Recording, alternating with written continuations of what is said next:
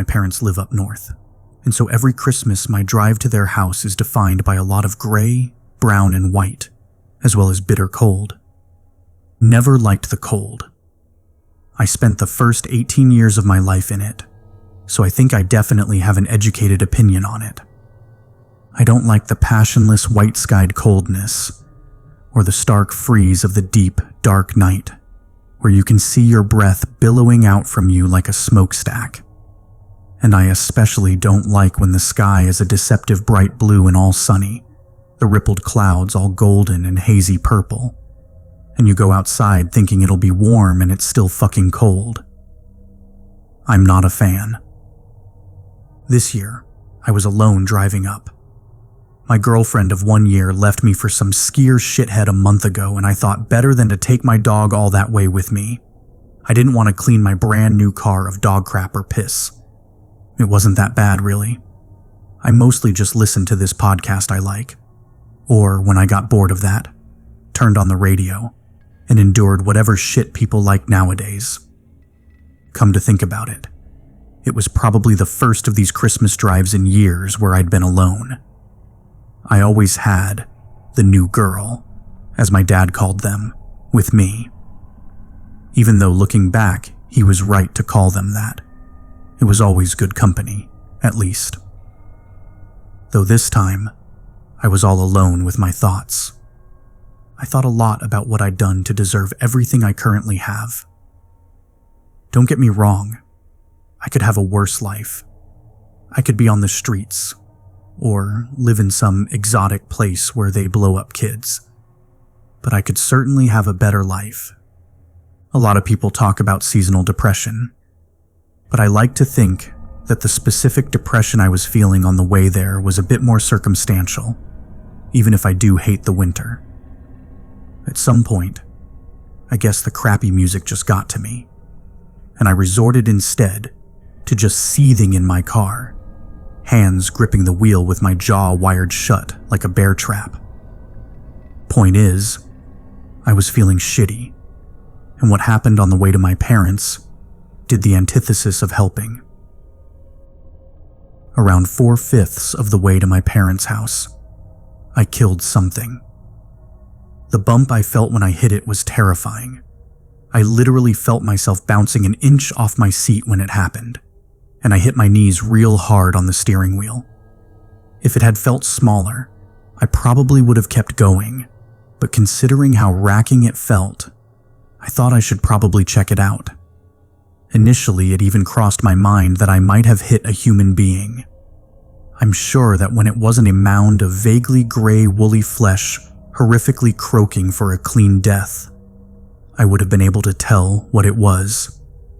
However, when I disembarked, cursing, from my nice AC-warmed car out into the bitter shittiness of rural buttfuck nowhere, I thought at first I'd run down some kind of alien. I never got too close to it. I was probably going faster than I had any business going, but I'd estimate it was around the size of some kind of deer. As you may have guessed from my likely annoying amount of complaining about God's green earth, I'm not too much of an outdoors person, so I'm not 100% clear on all the beasts of the wild. I don't think it was a deer, anyway. I couldn't see any antlers or horns or anything. I'd like to say that I went over and gave it a humane, clean shot to the head like I was Davy Crockett or something, but instead I just sort of watched it. I did have a gun, but I just couldn't be bothered. I should've, I guess. I hit it. I could have at least apologized by blowing its brains out. I realized how morbid it was for me to just be watching whatever it was die, so I went back to the car. Like I said, it looked like a deer, and since in most places you're meant to report hitting that kind of stuff, I phoned 911. As you can imagine, the connection in some frosty rural road is pretty shaky, so the quality and the swiftness of the call wasn't incredible. The sheriff of the nearest town, which was actually pretty far away, got on the call after a bit, and I told him what happened. I initially thought that he sounded a bit too concerned for the circumstances, though I guessed this may have just been the effect of the crappy connection out there messing with the audio. Any idea what it might have been? He asked. He had a very warm, firm voice, the sort of male you might refer to as a feller, or address as sir, or describe as a bloke if you had the misfortune of being British. No, I've not gotten a look at it up close. Don't really want to, get all personal with it. In comparison, my voice was small and weedy, the sort of male you'd call a boy or son. Perfectly understandable son. I could tell right off the bat he didn't respect me. He said this with that sort of professional amusement that has just a hitch of sarcasm in it. You see how big it was? Yeah, around the size of a deer. Shit, he said. Now there was a kind of fear in his voice, I thought, an extremely sudden switch. All right, God damn it. You gotta stay right where you are right now, son. I'll be there in about an hour. It'll be dark by then. What? What do you mean you can come and get me? I have a car. No, listen, you gotta stay there, son, okay? He said. I can't really explain it, all right? You just gotta stay put. You can stay in the car, but you can't drive anywhere. Christ. Roundabout where are you? I told him. The car was feeling quite cold at this point. Fuck, he said. The car got colder. That's close. Listen, you see any signs for a town called Orwell? Yeah. Isn't that where you are? I'm from Maypool. Listen, don't move and definitely don't get any closer to whatever the signs say is Orwell, all right? I'm coming, son. I don't understand. You said that I'm close to something. What did you... The call cut off before my timid little voice could protest. Well, great, I thought. Stuck with the rotting corpse of some thing in the middle of nowhere near some town that doesn't exist. And to cap that all off, it's also fucking freezing. I lasted about 10 frigid minutes waiting for him before I gave up. I bet he was probably just trying to mess with me. I don't need to stay put. Anyway, I have somewhere to be. But when I tried to move the car, nothing happened but the car crawling a few inches, then making a sorrowful gasping noise. I got out, and before I could look at what happened, I was struck by how silent the forests were now. Not only had the animal I'd hit stopped groaning, but I also noticed that there were no more birds singing in the trees. It was dusk now, the reddish sky making the snow-capped trees look like the shadows of giant slender creatures. My tires had been scratched out, not popped, but clawed, with clear scratch marks on them. Now this, combined with the sudden deathly silence, had me understandably scared shitless. At this point, I was pretty damn certain that I wasn't waiting around with that rotting thing in my broken down car, so I set off running down the road, heart beating faster than the speed at which my feet hit the gravel. I was also pretty certain that the sheriff was, for whatever reason, trying to trick me somehow, so I ignored his orders and headed straight for Orwell. The woods were all silent, not a single sound but the hollow wind between the nearby trees.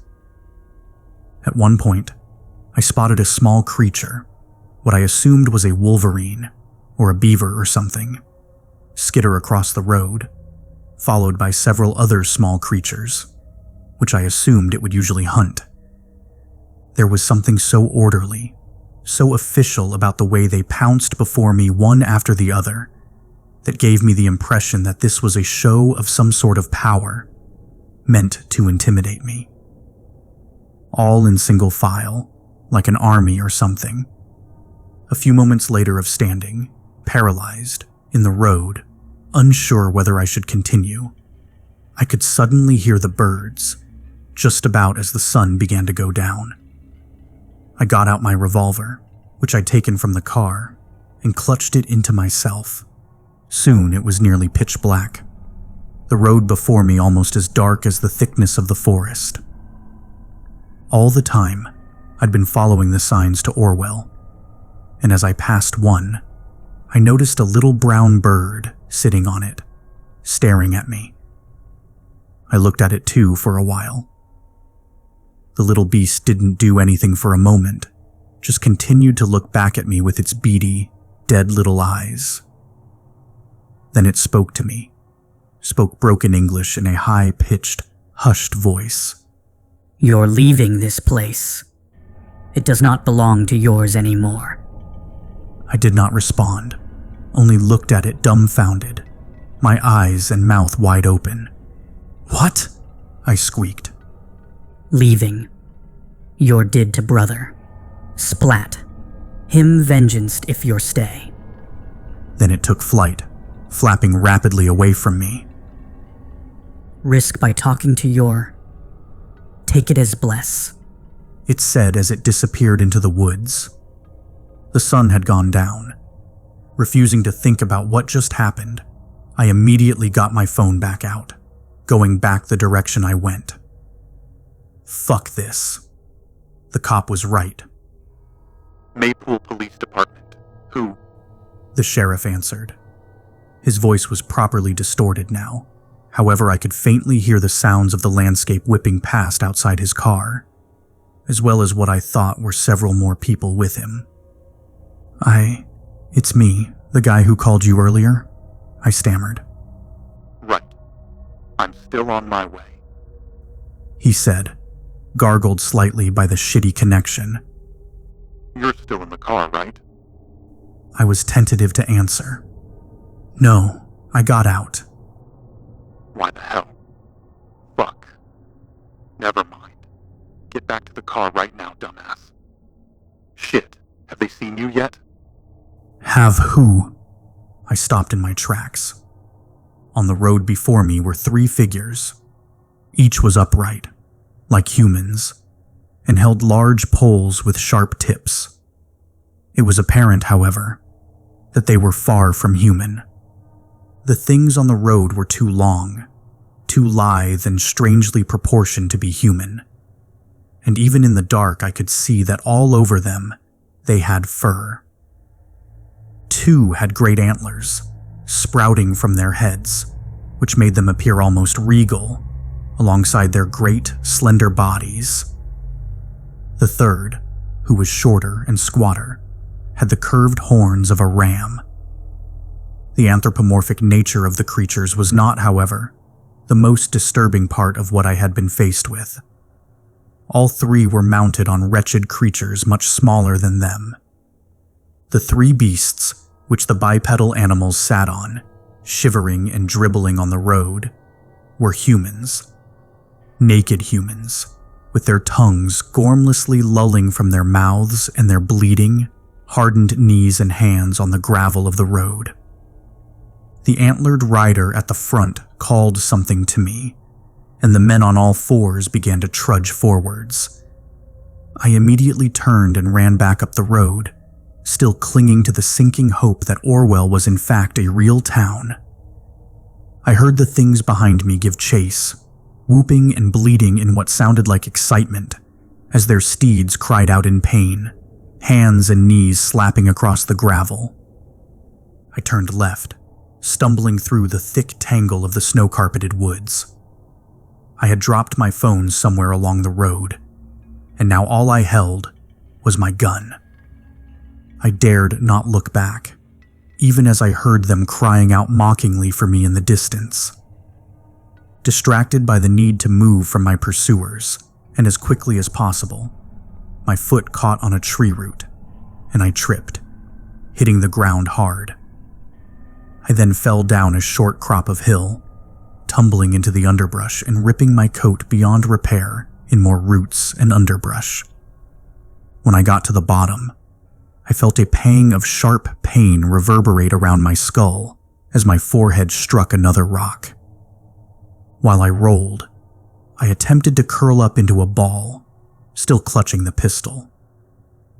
I also bit my lip to the point of drawing blood, as to not cry out from the pain and doom myself. Hearing the beasts who pursued me in the distance, suddenly sounding slightly irritated and lost, I decided to simply lay there in the snow, curled up tight into a whimpering ball, hoping none found me. I lay there for about 4 minutes before I heard the sound of the poor human steed's hands crunching around in the snow nearby. What I heard first, however, was the panting sound of the rider. He sounded smug, speaking in a similar mangled version of English that the bird had spoken. "Found your," it exclaimed gleefully. The thing smacked the man it rode on the head, urging him forward. "Is dead already? Or maybe, is pretend." The thing chuckled horribly and leaned down to the steed, talking to him in a patronizing, childish tone. "What you think? Is pretend. Wordlessly, while still gritting my teeth with desperation, I rolled over onto my back, my gun out at the ready. The ram, who barely even had time to sit back up to take a good look at me, caught the bullet directly in his head. Giving out one last short and surprised "ma," it gracelessly flopped off of the human's back. The gunshot rang out like a gong in the empty forest, and I could hear cries of panic, and thankfully, retreat from the other two. The man who the goat had been riding, terrified by the gunshot, reared up like a scared horse, snarling at me, and began to prance around on his hind legs, but standing with an inhumanely bent posture. "Chill out," I said, pointing the gun at him. "You're free." The man looked at me with frenzied eyes as I spoke, frothing at the mouth. Up close, he looked like a fucking caveman, clearly hadn't washed, shaved, or eaten properly in ages. He had shaggy hair hanging from his armpits and crotch, his hairy skin stretched tightly over his jagged bones, all of which were perfectly visible from outside. The man snarled at me, his mouth frothing with frenzied eyes like that of a feral junkie. He then turned around, bounding on all fours once more, and disappeared into the darkness of the woods. I began to cry from the shock. What the fuck was this? Why the hell did I leave my car? After a few more moments of weeping, I decided to take a look at the thing I'd killed. The fact I landed that good of a hit on it was incredible. I hadn't shot a gun since 5 years prior, when I went to a range with my dad. The animal had taken the bullet directly in the left eye, and it had probably gone all the way into the brain. I noticed that the thing's cloven front feet had mutated somehow, one part of the hoof elongating and splitting into several small, tooth-like claws that looked like fingers, with one large one that served as the thumb. However, apart from being able to stand upright, the dead animal looked like any normal bighorn sheep. Stumbling away from it, I tried to decide what to do, head still spinning from the encounter. I was certain that those other riders wouldn't stay away for too long. However, before I could think more, I was interrupted, once again hearing the calls of birds. Looking up, I saw what must have been at least 20 birds, all sitting on the branches of the trees. They were of various kinds. However, the one which caught my eye was the huge eagle that seemed to be in the center, the leader of the ambush. His largeness and the wickedness of his talons seemed to command a form of majesty and intimidation. Before I could even turn to run, they descended on me, shrieking and clacking their beaks, an orchestra of winged terror. First, a small robin smashed into my head, tearing into my neck and pecking my ear savagely. As I stumbled to the ground, crying in pain, more birds came for me, ripping me apart with their claws and reducing my clothes to tatters, exposing my skin to the cold. After a few seconds of enduring this pain, I felt myself slip into unconsciousness. When I woke up, I was being pulled across the gravel of the road by my feet. I was still bleeding from what felt like hundreds of claw and beak marks all over my skin, and I was half naked, most of what remained of my clothes hanging from me like reptilian skin in the process of being shed. It was still bitterly cold, and I still appeared to be in the woods. The moon in the black, misty sky shined down on me, almost too bright for my bloodshot eyes, which had also been damaged by the assault. I painfully craned my head up to see two more of the bipedal animals dragging me. Both were deer, like the beasts which had pursued me before. However, they were now both standing on their hind legs, walking with a jittery, jolting gait, like their knees had been damaged. One of them turned around and saw me, its typically expressionless face curling into something that somehow resembled malice. It grunted something to its companion that was either in some language they shared or too quiet for me to hear in my disorientated state. Both dropped my feet, turning to me with sneers beneath their snouts. "Stand," one of them said, in a guttural voice which made it hard to recognize it as a word, not a simple grunt. I hastily did as it asked, noticing that with one of its strange hands, the deer who had spoken was holding my pistol. Stumbling to my feet and shivering with fear, I looked at them for further instruction. However, as soon as I was standing, the other deer's thin leg flashed out, its heavy hooves catching me right between the legs. The thing howled in amusement as I fell back onto my knees, gasping with pain.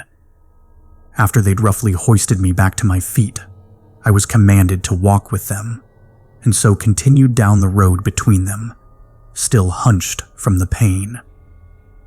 I thought several times of making a break from them, maybe running back into the woods, but then I reminded myself how the small army of birds had ripped into me. All the while, the deer who kicked me stole many glances at me. The looks it gave me were horribly amused, as if it was looking forwards to doing something to me. Somehow, this made it seem both monstrous and humanoid at the same time. I have no clue how long the journey was, but to me, it felt like the longest walk of my life. While I knew my situation was dire initially, I knew it had gotten even worse when we finally arrived in Orwell. I suppose the small town would have usually looked quite idyllic, with mountains visible in the distance with quaint little shops and houses spreading from where I stood over to a lake nearby, a windmill at the very edge of the town with a farm next to it. However, currently, the whole area looked as if it had been struck by the apocalypse. The buildings were smashed up, windows shattered, and most cars had been left to decay, rust infecting them. In the middle of the street, there was a bonfire where all sorts of furniture blazed, more being flung onto it by a wide variety of bipedal animals: deer, wolves, raccoons, sheep, and a moose, who moved in the flickering firelight like well-oiled soldiers. The worst part was the people. A bear, who wore leaves on his shoulders like pauldrons, stood on top of a house, shouting and throwing rocks down at more of the slathering slave humans, all naked and hairy, that moved in a lobotomized congregation below him, bearing large logs. They were all moving in the same direction, I noticed, and I wondered if they were being forced to make some kind of massive den for the animals. I was urged forwards. You're going to turn me into one of them, aren't you?" The answer was stupidly obvious. What else would they have wanted with me? But the absolute bizarre situation I had found myself in meant that my mind was not working at its usual caliber. The deer simply smirked. The smell was awful, like how certain enclosures in zoos smell. The sort of tightly packed, humid smell which makes you think of moldy animal droppings. It sounded like a slaughterhouse, with all the things around me whooping and screeching in delight, while my degenerate human brothers moaned in their mindless despair. A slaughterhouse run by animals where humans were butchered and processed. As I went further into the center of this area, where the bonfire was, I noticed the figures hanging from the trees. Dogs of all sizes and breeds had been hung with nooses from the branches of trees. All had the same mutations to their bodies that my captors had, upright bodies that swung slowly in the wind with those bizarre hands, morphed from what were their paws. "You see the traitors?" One of the deers chuckled. "Too loyal. Had to go." I felt sick. It was the first time on the trip I'd been glad I hadn't brought my dog along with me. "You fucking animals," I whispered. The pair cackled like hyenas. Spotting me, the bear on the roof stopped hurling rocks and lumbered off of the roof, then stomped over to us. The thing was terrifying, looming over even the deer by at least 4 feet. His huge brown body was similar in build and general gait to some horrible, fat drunk you might see somewhere. There was an expression of permanent fury on the bear's savage face. He spoke to the other two in a rumbling, half-pained, half-threatening grunt. Halfway through whatever he was saying, he motioned to me with one of his gargantuan claw-tipped paws, and I could not help but cringe back in fear, certain that it was going to grab and devour me. When this happened, he turned his black eyes on me and let out an amused growl. "Have you ever been to a farm before, child?" Even though it was much deeper than a human's voice could ever be, the bear's English was much better than that of any of the other animals. Before I had time to answer, I was pulled away by my captors. Content with whatever he had ordered my fate to be, the bear plodded back over to the house. As we passed the bonfire, I heard jeering calls from the animals, like the sort you hear in a movie when new inmates arrive in prison, and even felt claws caressing me, teeth nipping at my exposed skin. Attempting to curl up away from the torment as best I could, I began to weep again. I was then pulled around the town for at least half an hour. The whole way the 2 deer were speaking in their language about things I dread to learn, occasionally trying to scare me with smug remarks in their malformed version of English.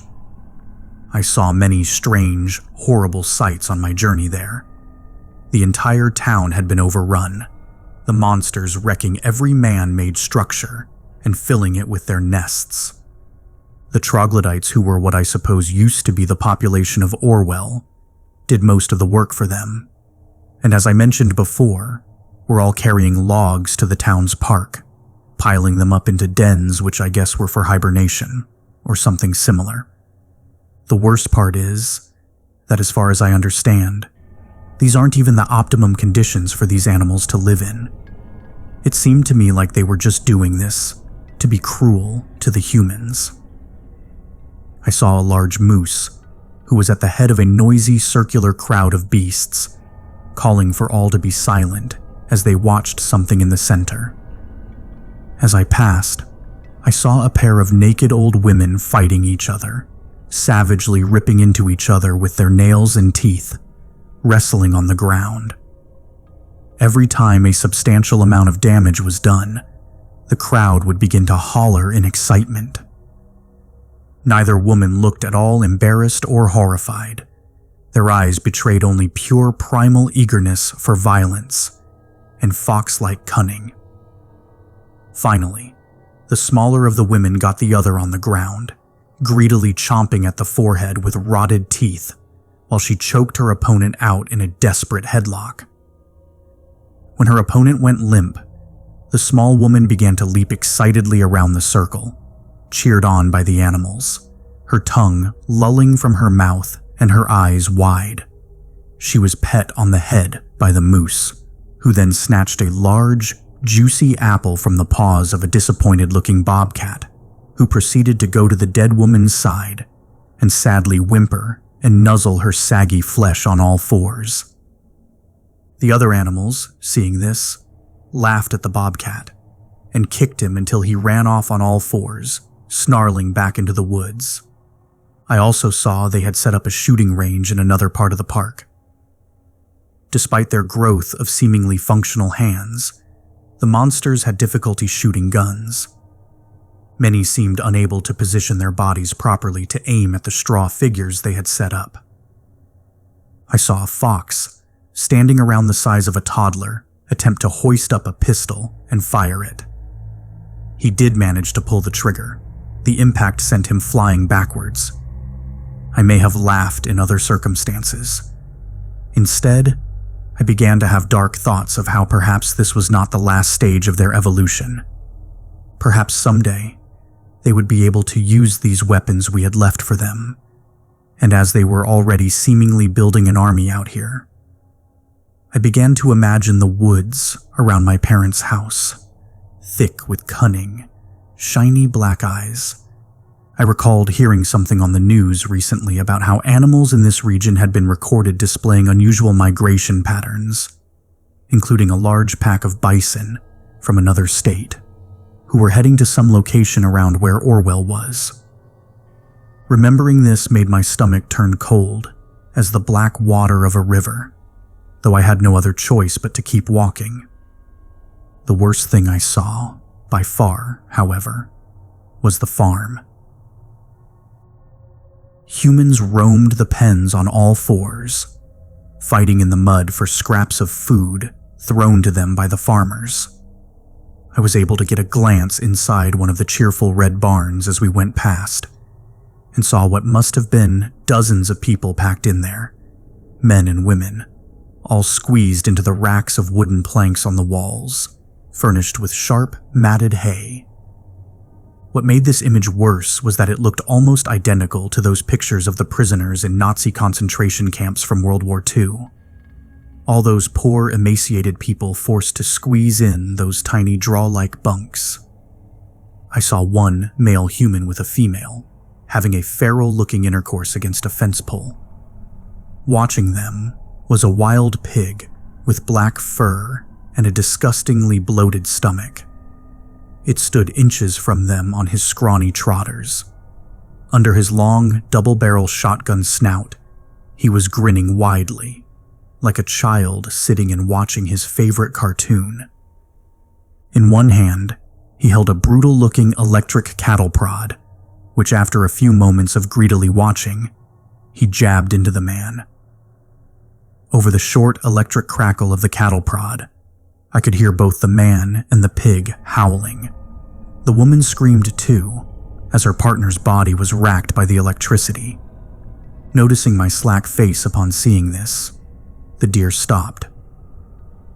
"You're like?" Grinning, one of them pointed at a large gray building in the near distance that looked like an overgrown brick. "Kill house," he said. "Meat house." He pointed at the barn, then back at the building. "We take yours like your took us. Soon as it pop out of your. Usually needs to wrestle them from the girls." It suddenly struck me that through all the village, in the square, the streets, and the pens, I had not seen a single child, not even in the barn.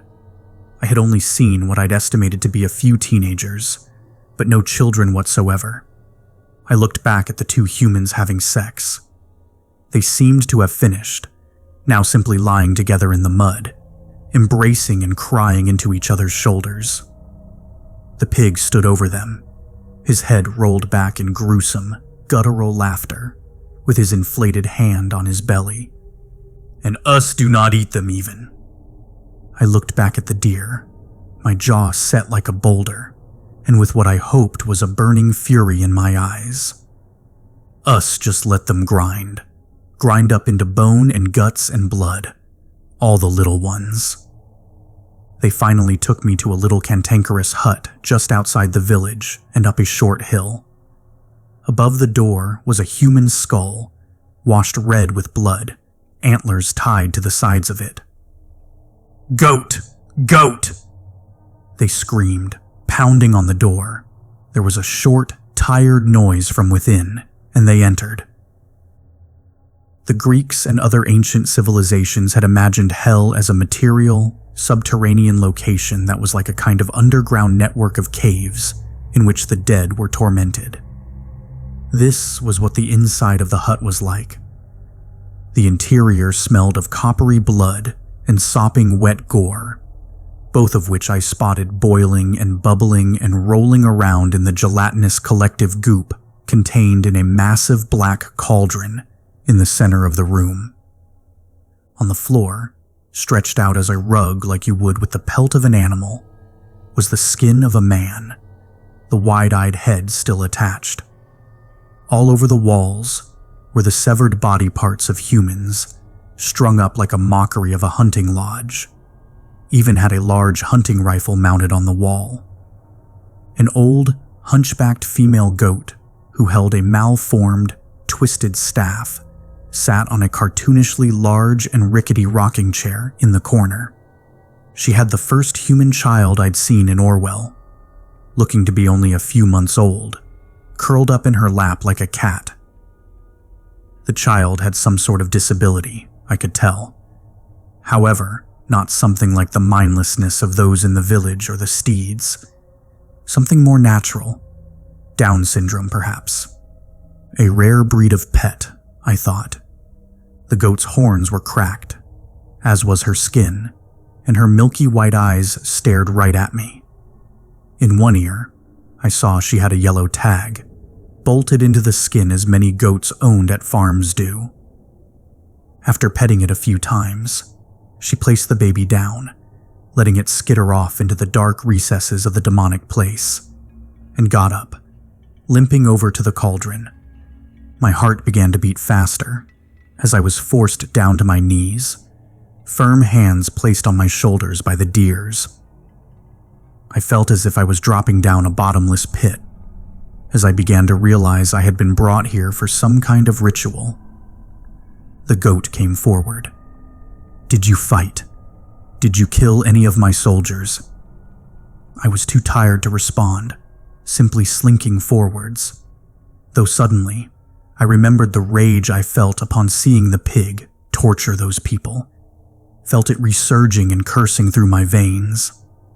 My head shot up, and I spat a great, spiteful glob of spit right onto the end of her long face. Her bovine brows curled into offense, and she curtly ordered one of the deer to hit me, which he gleefully did, striking my cheek hard with his cloven hand and knocking more spit from my mouth.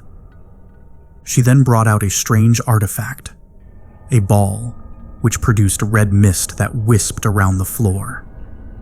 It swung from a golden chain which she held in one hand, and the ball itself was embroidered with strange markings, spears and horns and leaves. She slowly approached me as the deer continued to hold me down, croaking out strange words. These words did not resemble the language that I had heard the animals speaking to each other before. They were deeper, more ancient, and instilled the stirring of something primal within me. As she came closer, I breathed in the smoke that came from the ball.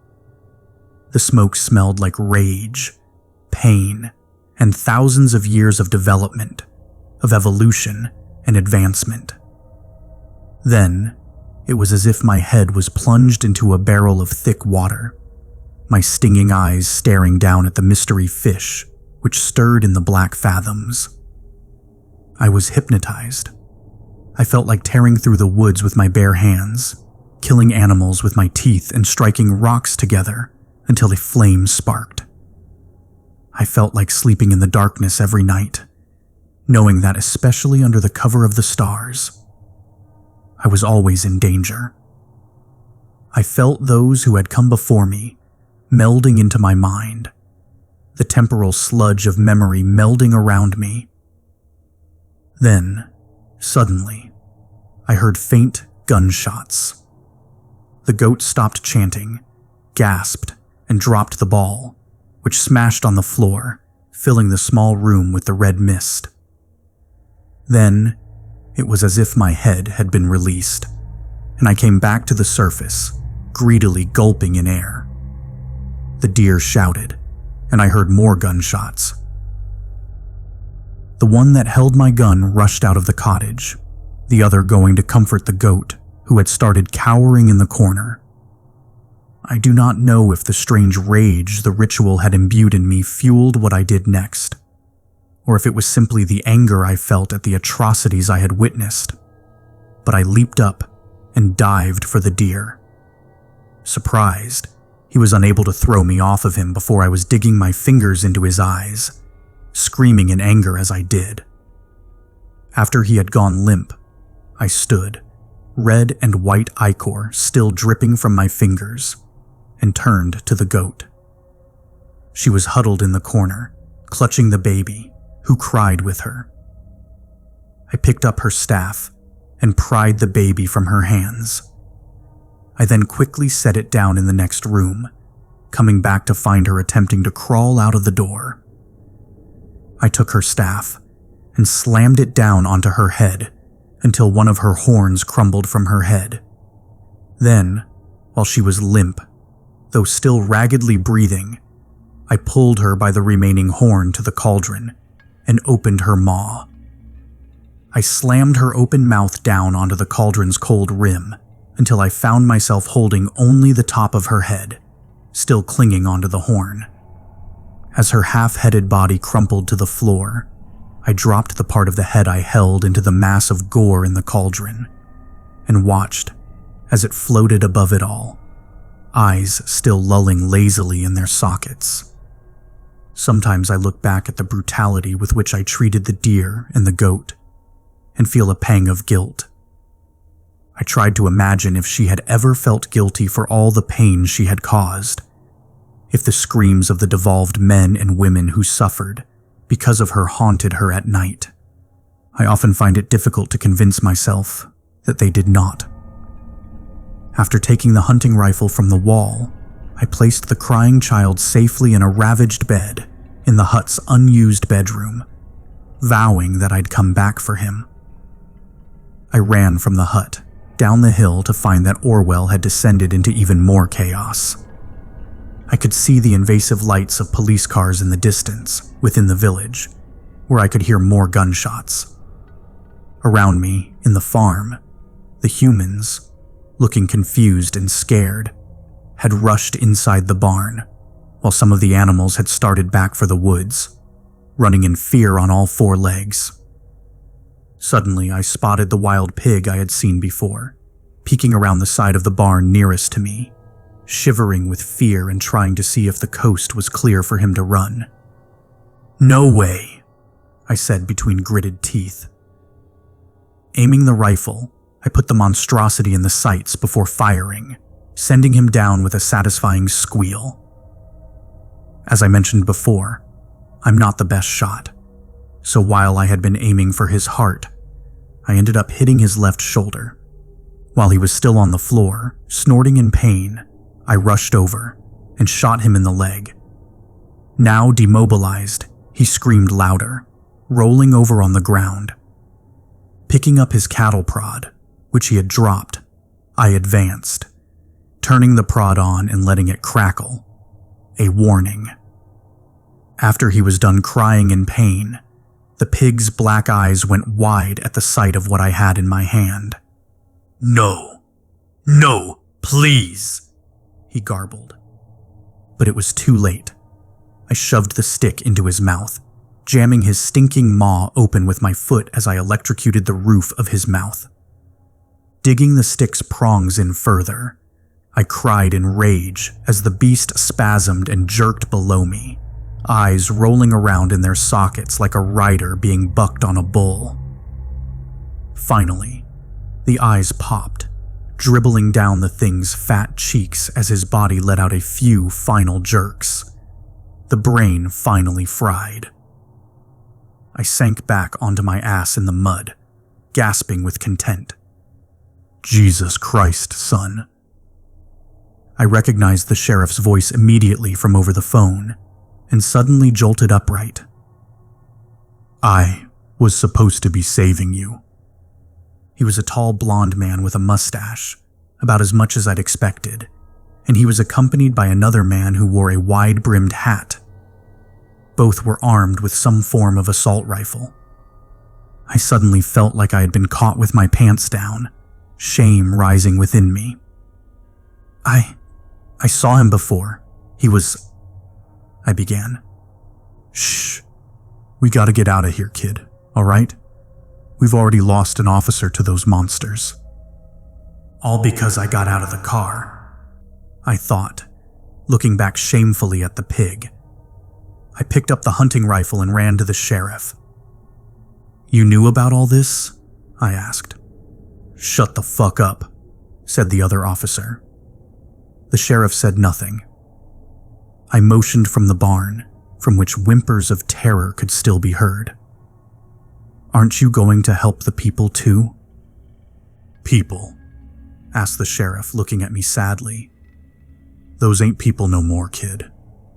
If we were going to save them, we'd burn that barn to the ground with them in it. That'd be the most humane thing to do, but we don't have time. Come on. The three of us snuck around the houses until we finally reached where the cops had parked, near the bonfire at the entrance to town. There must have been about 5 cars, each of which had seemed to have brought at least 3 officers, the majority of whom I could see spraying lead into the houses, where the creatures were cowering. The bodies of the new citizens of Orwell were scattered everywhere, including the other deer who had captured me, who had been shot in the back, sprawled face down on the ground. As I watched, hiding between the houses like a coward, I saw the bear with his leaf pauldrons leap onto one of the cops, shredding him in half with his teeth, before roaring at the others. Remember me when you are raping the forests, you hairless monkeys. They took this opportunity to fire at him, one officer with a shotgun firing right into the bear's face. The colossal beast collapsed, with a gaping hole in its head. We ran into the square, most of the cops having stopped firing. All right, folks, let's go, the sheriff ordered, getting into his car. No time to get Jacobs and Anderson. Before I was hurried into a car, I saw one last body. It was one of the humans the animals had enslaved, a young, pretty girl who had caught a bullet right between her eyes. She was propped up with her head against a wall, dead eyes staring right at me. I don't remember much of the drive to Maypool. I felt like the president, with the other police cars speeding alongside ours, away from the town.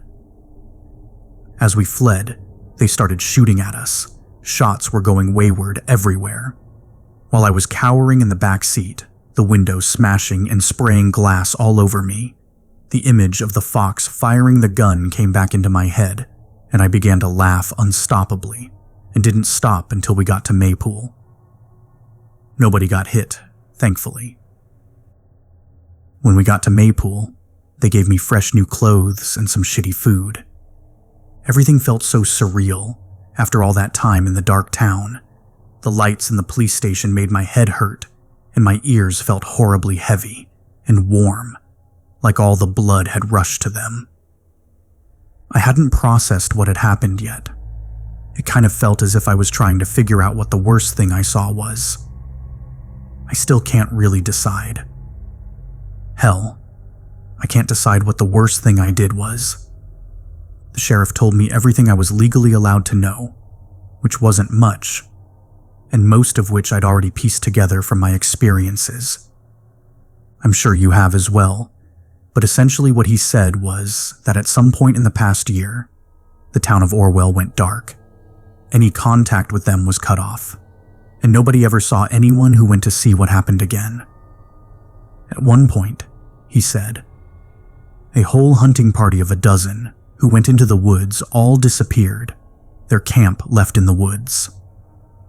He told me everyone had their theories about what happened to the animals, but didn't give me any solid evidence, only said that they'd been acting strange for months leading up to the takeover. What about the government? I asked him after he'd told me everything. My voice was hoarse. He sighed, shifting uncomfortably in his chair. Hell, even I don't know, kid. I know they know. That's about all I can say. He then asked me what I'd seen. I told him everything up to when he found me. He seemed pretty interested in the goat, got me to record what I heard and everything. I can't exactly remember the exchange. I was preoccupied. See, as I was explaining what happened, I suddenly remember the child. I'd left him there. I'd left that defenseless baby in Orwell. Soon after that, they let me go. I got given some kind of NDA, a lift to my parents' house, and some bullshit story about my car breaking down. My parents have noticed something's up. I'm finding it hard to talk, or to do anything really. I guess I'm not feeling very jolly. Jesus Christ, I hate the winter. I'd like to end this on a good note or something. Maybe tell you that the government is going to send in the Marines or bomb the town to hell, but I just don't know. All I know that might relate to the subject are all the news reports I've seen about animals acting weird, and the rapidly ascending numbers of disappearances in the area. And even those might be something different. I'm just stuck here, in the dark, with no way to help, no way to do anything about all the suffering going on in Orwell, and no idea whether anyone is going to do anything about it. I'm writing this at my parents' house right now, in their living room.